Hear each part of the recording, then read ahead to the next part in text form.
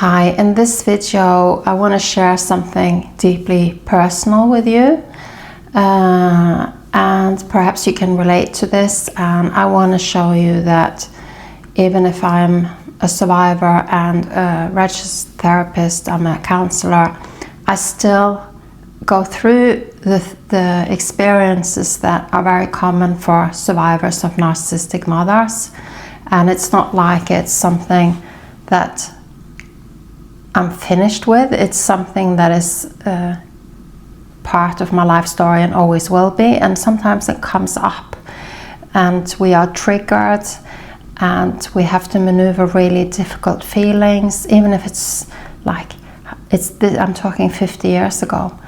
And so let me take you through my experience, because that might be validating also some of your experience, resonating with that, and also making I don't want to feel alone, and I don't want you to feel alone. And I'm just like you, a normal person going through my life as well.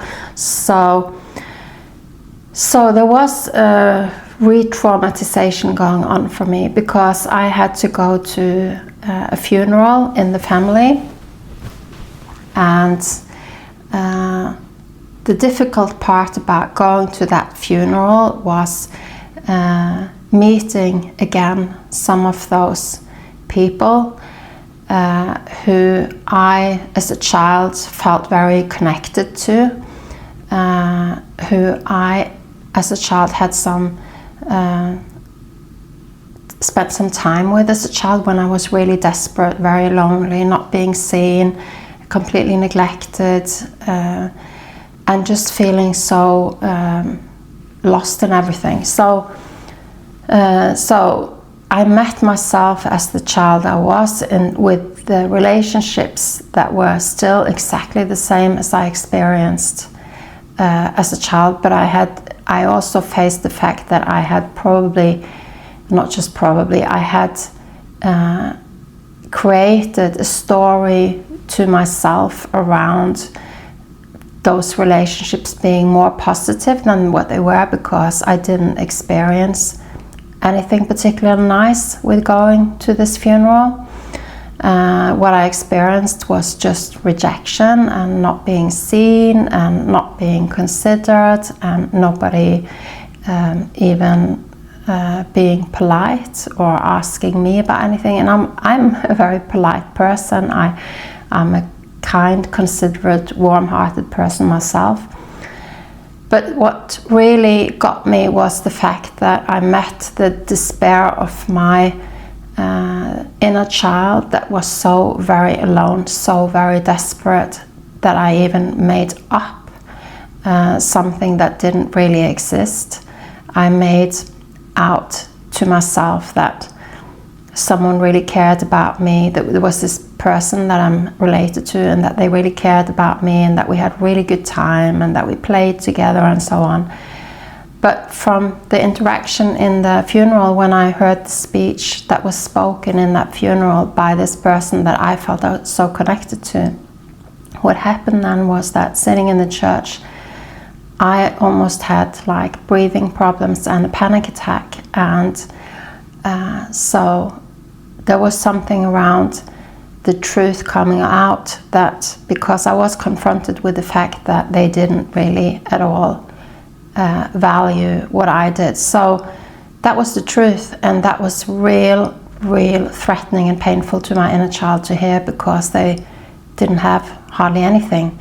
So that was like sitting during that speak was a matter of trying to breathe, trying to not have the whole room spinning and having to run out in the middle of a church service, and just breathing, grounding, and maneuvering through it, which I did. I managed to do that, but it was very uncomfortable. It was very difficult.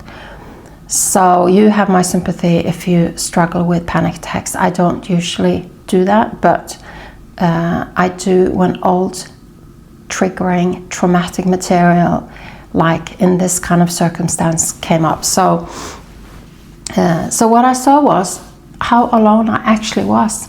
I even was so alone and so desperate and so struggling so much, and nobody paid attention to me. Nobody thought I seemed to be worth anything. Nobody respected me. Nobody valued my company. I think that's the one that really hurt the most. And how I actually tried to create something else in my head so that I could survive, and not in a better way than realizing this at the time. So it was really, but there was also things such as I wasn't invited for the ceremony. After the church ceremony, there's usually a meeting afterwards for family. I wasn't invited to that. And of course that can happen and so on, but it just completely confirmed everything I felt. And I realized that the person that really I thought mattered so much to me didn't care about me that much at all. So yeah. So what do I want to say with all this? I want to say that when you have a narcissistic mother, these are the kind of situations that we deal with. You probably recognize this or similar, or maybe it's something different but similar yourself. And so I was left in an emotional chaos, and it took a few days or it took a day or two to get back to myself again. Fortunately, I now have people that I love, that love me, around me. And so I could express, I could be validated, I could talk about it, nobody laughed at my feelings and thought they were insignificant. You know, I didn't do that to myself either. If you struggle with taking yourself seriously, then I would like to invite you to get my self-invalidation quiz, which is a link in the description of this video, because you need to break that pattern so that you don't carry on what was done to you, and have that relationship with yourself where you don't take yourself seriously and invite everybody else not to either. So what really helped me then was like really facing this, really thinking about it, really analyzing it, really understanding it, really showing care for my inner child, talking it out, having support. So if you recognize this and you realize that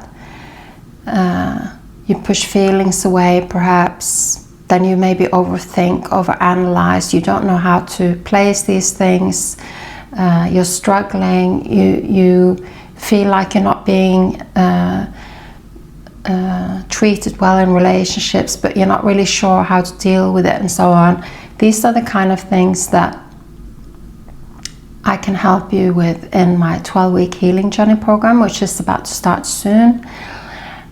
Because it's a program that offers you strengthening of your relationship to self, taking yourself seriously, stepping closer to who you truly are, changing relationship dynamics so that you set boundaries, invite others to treat you better, and getting to know yourself and your preferences and starting to express more, and just getting support when life is difficult. So if that's of interest to you, then please write to me, get my email address, and let me know that you're interested. It's in the description of this video. I'll also link a link to that 12-week healing journey program there, so you can have a look at it. So I hope this has been helpful. You are not alone struggling with this, and it can last a lifetime. It affects us in so many different ways. So really, you're not alone, and I hope that this has been helpful to you. And it's also for me personally healing to talk about it and not hide it, and actually speak the truth.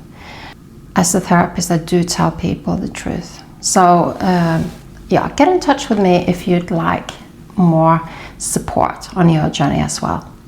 All the best to you. Sending you love and light. Bye-bye.